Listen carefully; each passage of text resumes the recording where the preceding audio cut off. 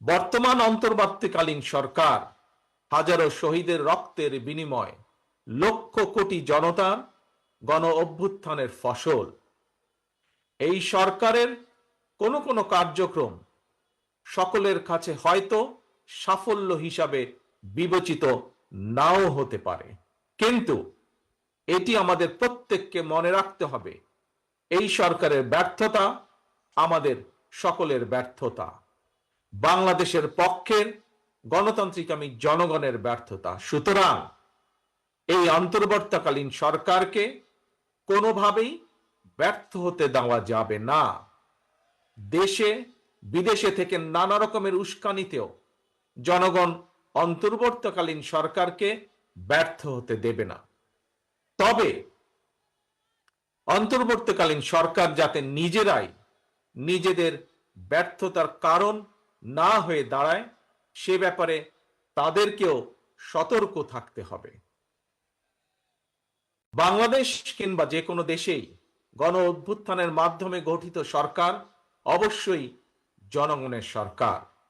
তাই জনগণ অন্তর্বর্তীকালীন সরকারের প্রতি সহযোগিতা অব্যাহত রেখেছে, রাখবে।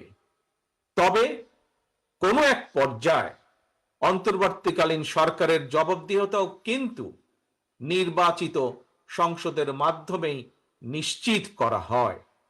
সুতরাং জনগণের রাজনৈতিক ক্ষমতায়নের মাধ্যমে একটি নির্বাচিত সংসদ এবং সরকার প্রতিষ্ঠায় অন্তর্বর্তীকালীন সরকারের সকল সংস্কার কার্যক্রমের প্রথম এবং প্রধান টার্গেট হওয়া জরুরি। এজন্যই আমরা মনে করি অগ্রাধিকার ভিত্তিতে জনগণের ভোটে নির্বাচিত প্রতিনিধিদের দ্বারা জবাবদিহিমূলক সরকার এবং সংসদ প্রতিষ্ঠার লক্ষ্যকে সামনে রেখেই সংস্কার কার্যক্রম এগিয়ে নেওয়া দরকার। কারণ জনগণের রাজনৈতিক ক্ষমতায়ন ছাড়া সংস্কার কার্যক্রমে প্রক্রিয়ায় জনগণের সরাসরি সম্পৃক্ততা ছাড়া উন্নয়ন, গণতন্ত্র কিংবা সংস্কার কোনোটিই টেকসই এবং কার্যকর হয় না।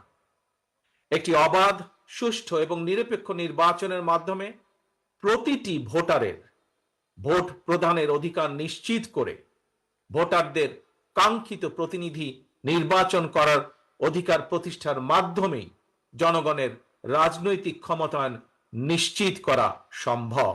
এবং সেই লক্ষ্যে বিশেষ করে নির্বাচন কমিশন, জনপ্রশাসনের সংস্কার এবং আইন শৃঙ্খলা বাহিনীকে সক্ষম এবং উপযুক্ত করে তুলতে হবে।